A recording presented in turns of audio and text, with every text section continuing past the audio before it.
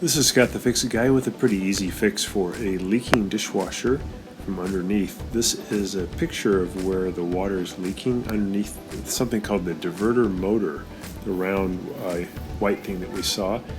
And this is caused by a rubber seal that wears out and starts to let a little bit of water leak past it, and it leaks out the bottom of your dishwasher. This is usually in the KitchenAid or Whirlpool dishwashers. And here's the little rubber seal you can get from eBay. They call it the diverter seal grommet. And you also need a little thing called the hook tool. You can get like at a hardware store or auto supply store, auto parts store. And it's really great for getting underneath the seal to pull it out.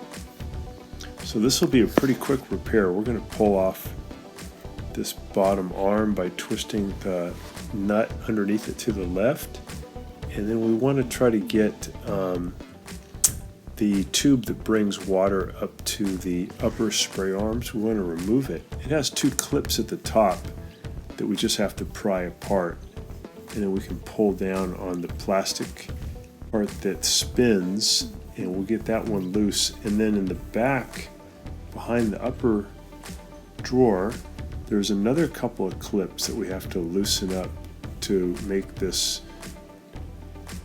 plastic tube let go. And I'm going to use a standard head screwdriver to give me more leverage. There's a clip on each side of it, and I want to just slip those off. Hey guys, can you take just a second to click on the subscription link below? It really helps our channel, and also the bell notification, so every time we make a new video, we can send it right to you. We make a new video about once every week.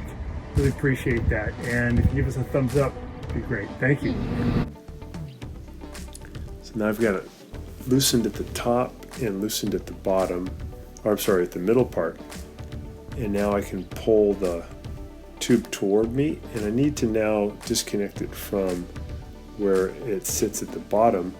And there are two plastic clips holding it on. I'm going to use a standard head screwdriver to gently pry those out to the right and the left so I can pull this thing out. And now I've got that whole tube loose, and I can just get it out of the dishwasher. That's going to allow me now to move the diverter tube assembly to my left. I'm going to lift up on a little clip, and then I'm going to twist it to my left, and now that whole thing comes up. And then there's a white piece underneath. You lift it straight up, and you'll see now a white plastic stem and the black seal around it. I'm going to put the hook tool down in near the white plastic stem, and then I'm going to hook it underneath the seal, and then I'm going to gently pull up to get that seal out. And I might have to work around a little bit. There it goes. So the old seal just came out. So if you use a hook tool, it comes out pretty easy. We hooked underneath the seal and then lifted it up. I'll put in the new seal, and there's kind of like a open side, and then the other side of the seal is flat. We're going to put the flat part down into the dishwasher around the white plastic shaft. And then I want to get this thing to sit down there as tightly as I can. So I'm pushing it down with my thumb, but then I'm going to use a socket from my socket set that is about the same diameter as the rubber seal. I'm going to use that to help push that rubber seal even harder down into its position. I want to make sure it's really sitting in there strong. And that's about it. We're just going to now reassemble the dishwasher and then make sure there's no more leak. So I'm going to put this white thing down and turn it until it sits down inside. I'll put the diverter cap back on, and I'll turn it to my right until it locks in. And then I'm going to put the diverter water tube back in so that it'll lock in at the bottom. Then I'll lock it in the middle into its clips, and I'll lock it in at the top into its clips.